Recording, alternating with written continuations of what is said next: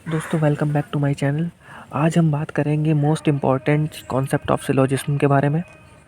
इसमें कॉन्सेप्ट जो कि मोस्ट इम्पॉर्टेंट है इधर और का है, क्योंकि नीदर नॉर वाले तो आप लोग से हो जाते हैं, लेकिन एग्ज़ाम में कई बार ये फंस जाते हैं। इधर और वाले कॉन्सेप्ट 2 या 3 से क्वेश्चन भी मिल जाते हैं कई एग्ज़ाम्स में, जिससे कि हमारा ये गलत हो जाता है।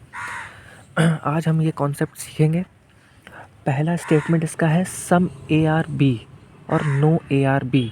ये दोनों अगर फॉल्स है स्टेटमेंट, तो हम चेक कैसे करेंगे कि ये इधर और है कि नीदर नॉर है। इधर और का कॉन्सेप्ट ये होता है कि पहला स्टेटमेंट पॉजिटिव होता है और अगला स्टेटमेंट होता है नेगेटिव। एक पॉजिटिव एक नेगेटिव, और ये जो वेरिएबल है ये दोनों सेम होने चाहिए।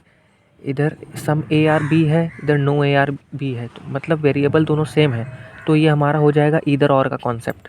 ठीक है।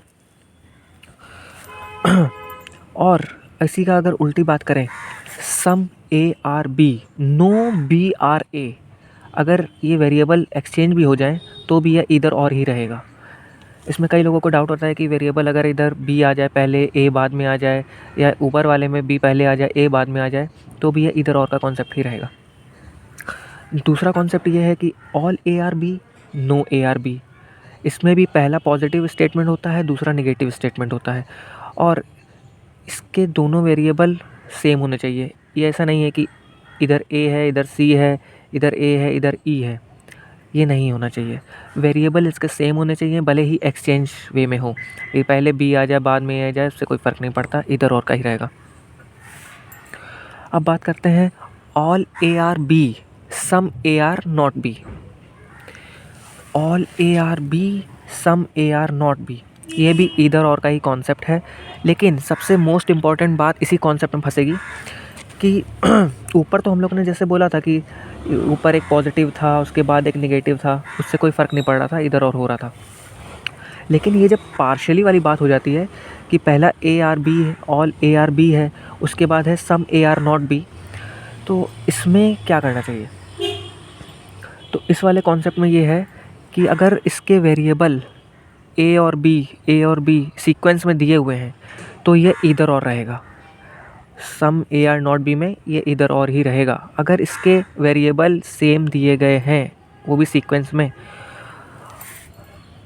बात आती है दूसरे वाले जो कि फोर्थ वाला है इसका, इसमें आपका नीदर नॉर रहेगा। वो क्यों? क्योंकि इसमें इसका सीक्वेंस ही चेंज हो गया है। All A are B some B are not A, some B are not A, अगर ये पार्शियली वाले में इसका सीक्वेंस अगर चेंज हो गया, तो आपका ये नीदर नॉर बनेगा, ना कि इधर और। ठीक है। जैसे कि इसमें सम और नो में ये डायरेक्ट पॉजिटिव और नेगेटिव स्टेटमेंट था, इसमें इधर और था। ये भी पॉजिटिव और नेगेटिव स्टेटमेंट था, इधर और था। इनका अगर सीक्वेंस भी चेंज कर दिया जाए तो इन्हें कोई फ़र्क नहीं पड़ेगा। लेकिन जो पार्शियली वाली बात आती है, अगर इनमें हमें सीक्वेंस का बहुत ध्यान देना पड़ता है।